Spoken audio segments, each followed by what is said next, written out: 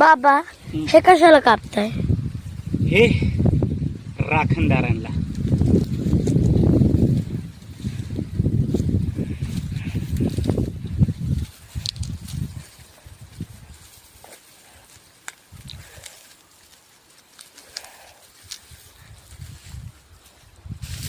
येतो.